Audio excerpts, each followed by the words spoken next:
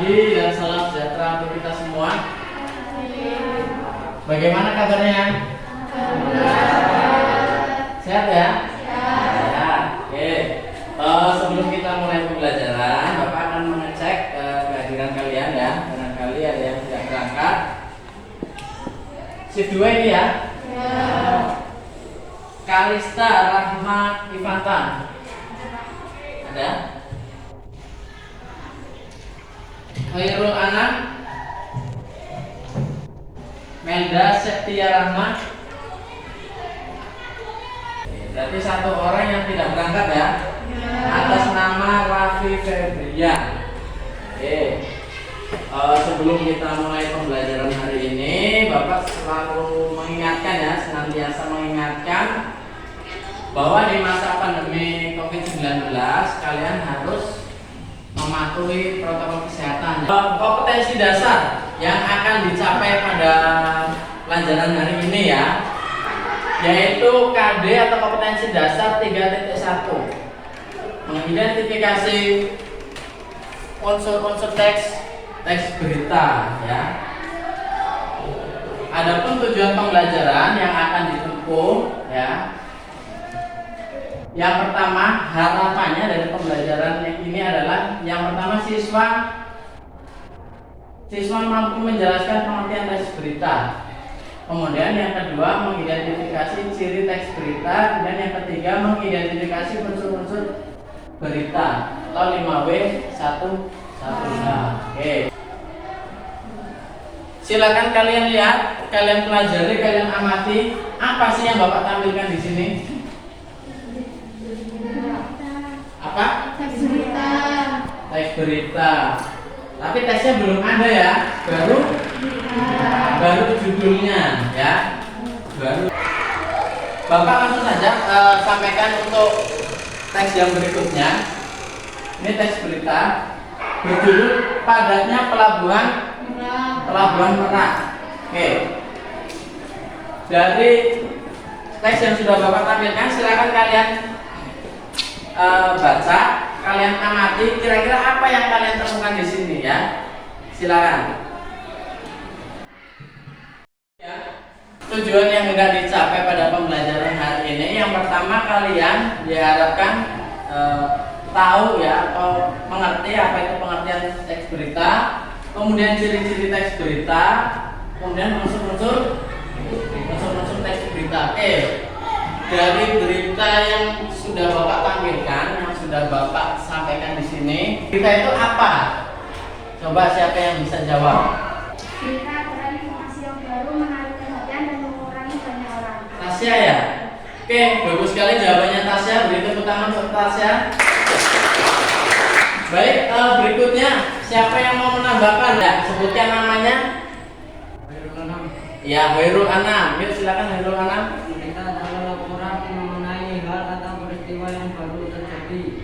Peristiwa tersebut menyangkut kepentingan umum dan disiarkan secara cepat oleh media massa seperti surat kabar, majalah, radio, televisi, dan internet.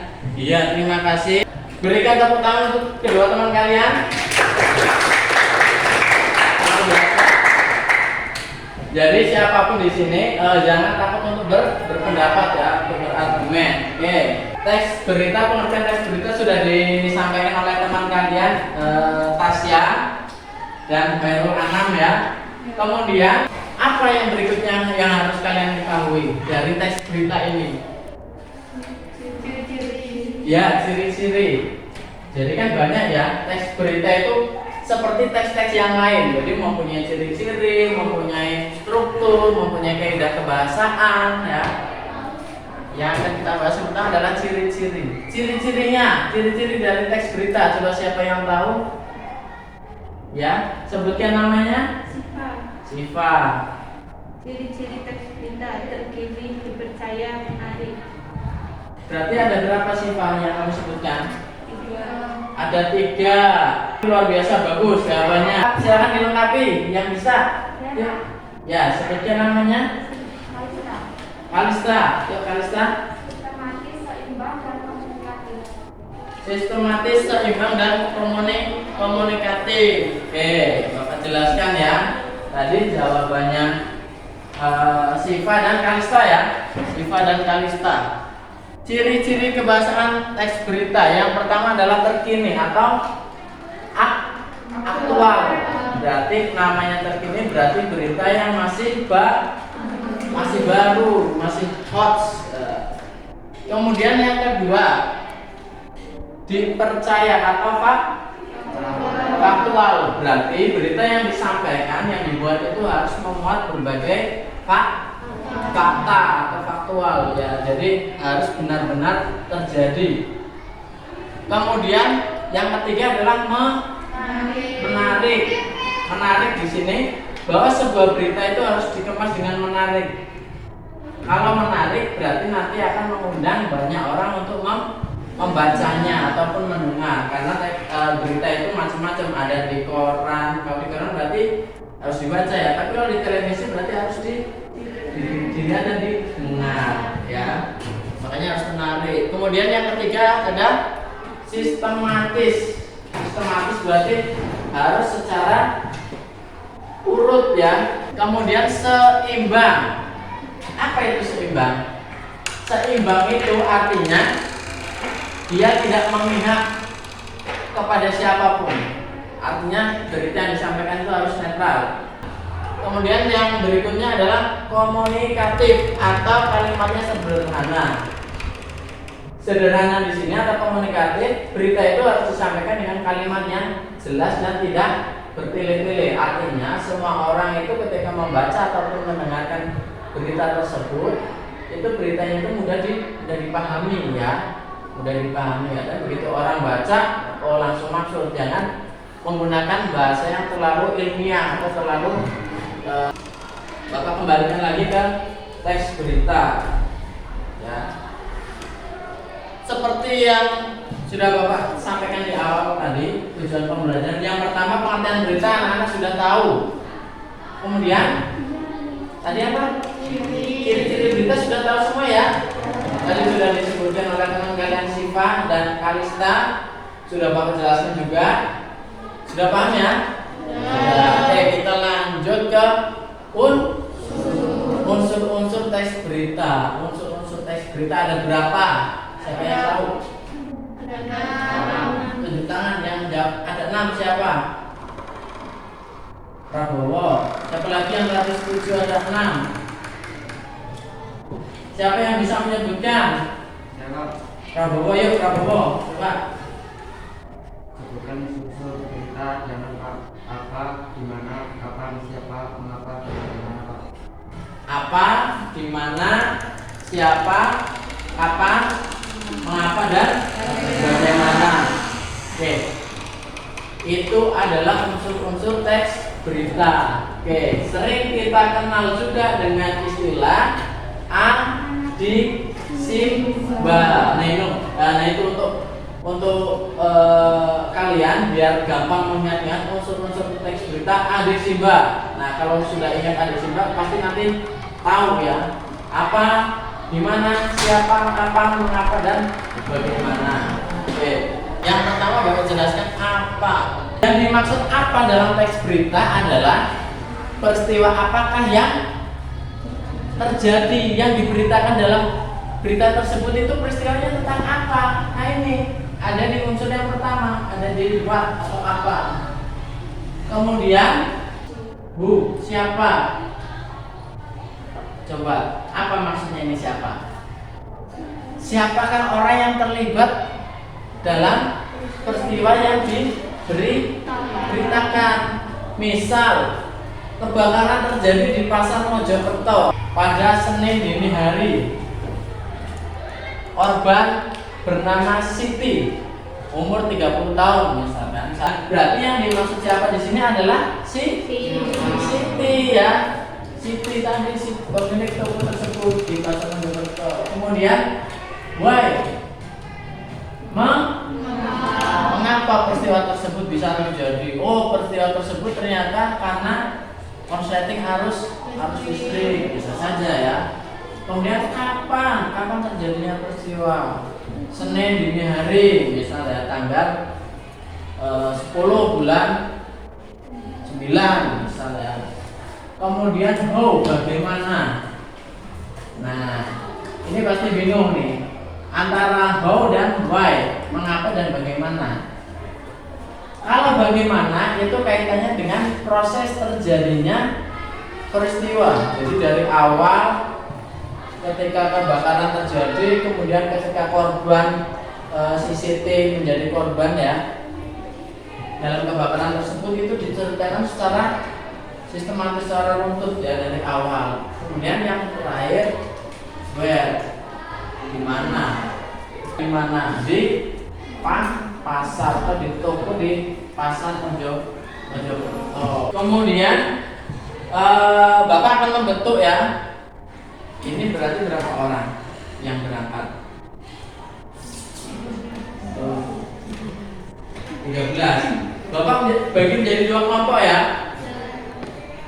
Bapak bagi mulai dari tengah. Jadi yang sebelah barat itu adalah kelompok 1, kemudian kelompok 2-nya adalah sebelah timur ya. Kelompoknya sebelah timur.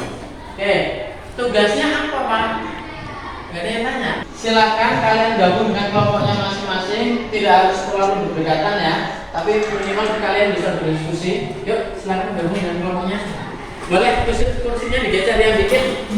Geser ke kursinya saja, meja tidak. Yang penting kalian bisa diskusi. Perintahnya adalah silakan dari teks ini kalian amati ya. Kalian amati, kalian baca kembali, kemudian kalian tentukan ya unsur-unsur dari teks berita yang sudah Bapak tampilkan. Dan silakan diskusi.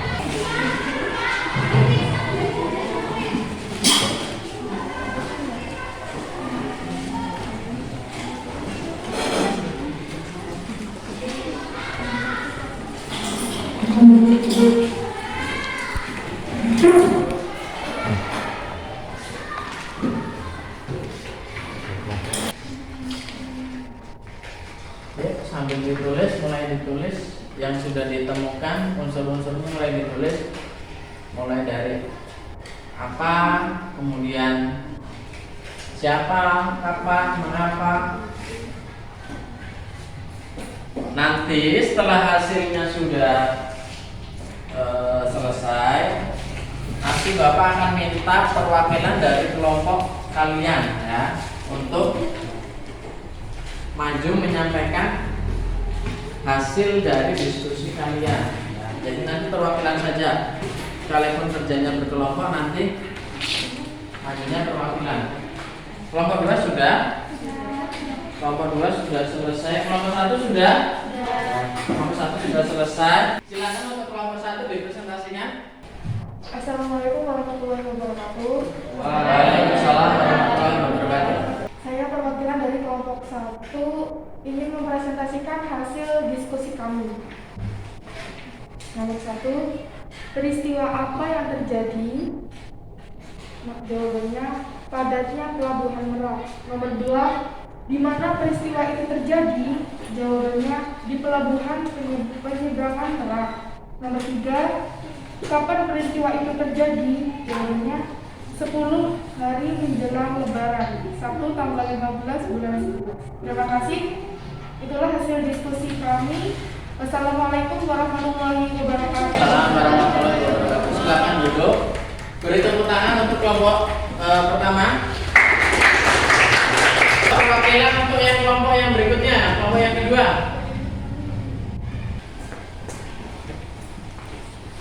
Assalamualaikum warahmatullahi wabarakatuh. Waalaikumsalam warahmatullahi wabarakatuh. Saya perwakilan dari kelompok 2 ingin menyampaikan jawaban dari teks berita. Siapa yang terlibat dalam peristiwa itu? Truk-truk pengangkut barang sembako. Nomor 2, mengapa peristiwa itu terjadi? Adanya larangan melintas bagi truk sembako pada tanggal 21 sampai 25 November. Nomor 3, bagaimana proses terjadinya? Proses tersebut menyebabkan antrian truk di pintu masuk kapal. Wassalamualaikum warahmatullahi wabarakatuh. Waalaikumsalam warahmatullahi wabarakatuh. Silakan duduk. Beri tepuk tangan untuk kelompok 2. Jawabannya sudah sangat tepat ya. Artinya berarti kalian selama pembelajaran ini kalian menyimak dengan baik ya apa yang saya sampaikan, apa yang Bapak sampaikan berkaitan dengan materi hari ini. Kalian paham semuanya, kalian tahu ketika dipraktekkan untuk mencari unsur-unsurnya kalian bisa mengerjakan dengan baik dan benar. Luar biasa. Oke, Bapak sampaikan kembali ya. Dalam teks ini ya, padatnya Pelabuhan Merak. Yang pertama, peristiwa apa yang terjadi? Sesuai dari jawaban dari kelompok 1. Padatnya Pelabuhan Merak. Kemudian yang kedua apa? Yang ditanyakan? Di mana peristiwa ini terjadi? Di Pelabuhan Penyeberangan Merak. Nah, ini ada di kalimat yang pertama ya, Pelabuhan Penyeberangan Merak. Kemudian siapa? Berarti yang terlibat di sini siapa? Truk. Ya, truk barang sembako. Karena yang ngantri di sini adalah truk barang sembako. Kemudian kapan peristiwa ini terjadi? Sabtu ya. Nah.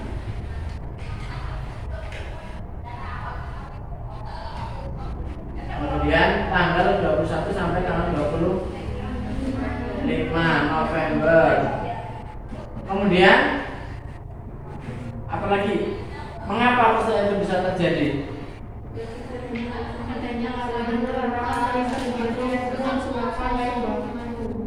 Larangan ya.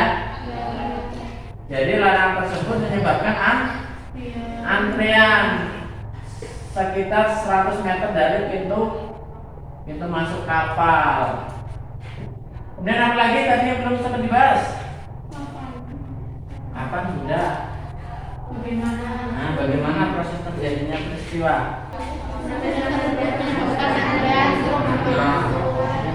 Ya, betul sekali. Oke, sampai di sini paham ya? Paham, luar biasa. Ini masih semangat ya? Oke, kalau masih semangat, pertemuan berikutnya harus lebih semangat dari hari ini. Oke, untuk pertemuan yang berikutnya masih berkaitan dengan materi hari ini, masih berkaitan dengan teks berita. Kompetensi dasar untuk pertemuan yang berikutnya adalah menyimpulkan isi dari berita, membanggakan dan memotivasi yang dibaca dan didengar. Siapa yang bisa menyimpulkan pertemuan hari ini? Mulai dari pengertian berita, kemudian ciri-ciri, sebutkan namanya. Siapa? Michelle. Suaranya katanya semangat atau semangat? Michelle. Yo Michelle. Berita adalah laporan mengenai hal atau peristiwa yang baru terjadi. Peristiwa tersebut menyangkut kepentingan umum dan disiarkan secara cepat oleh media massa seperti surat kabar, majalah, radio, televisi, dan internet. Ya. Ciri-ciri teks berita: terkini, aktual, dipercaya, dan faktual, menarik, sistematis, seimbang, komunikatif, atau kalimatnya sederhana. Unsur-unsurnya siapa yang mau menambahkan? Unsur-unsurnya belum, itu misal tadi. Unsur-unsurnya siapa? Kan ada cerita ya. Bawa tadi sudah, yang belum menyampaikan. Siapa sebutkan namanya? Melda. Oh Melda belum ya, ayo Melda. Unsur-unsur berita: apa, di mana, kapan, siapa, mengapa, dan bagaimana. Iya, tepuk tangan untuk dua teman kalian ya. Luar biasa sudah memberikan kesimpulan ya. Oke. Jadi apa sih manfaat yang dapat kalian petik setelah mempelajari teks berita? Salah satunya yang pertama adalah menambah wawasan tentang berita yang baik dan benar itu seperti apa. Kemudian setelah mempelajari teks berita kan kalian jadi tahu unsur berita itu ada 6 yang kita kenal sebagai adik Simba. Terus kita jadi tahu juga ciri-cirinya. Unsur-unsurnya kalian sudah tahu, ciri-cirinya sudah tahu, aktual, faktual, menarik, ya, kemudian seimbang, sistematis, ya kalian jadi tahu semua. Kemudian apalagi pengertiannya, ini yang paling gampang, kalian sudah paham secara keseluruhan. Oke, pembelajaran hari ini Bapak cukupkan sampai di sini. Semoga apa yang kita pelajari hari ini membawa manfaat untuk kita semua ya. Silakan ketua kelasnya atau yang mewakili untuk memimpin doa. Berdoa dalam hati mulai. Berdoa selesai. Terima kasih Bapak Airi. Wabillahi taufiq wal hidayah. Wassalamualaikum warahmatullahi wabarakatuh.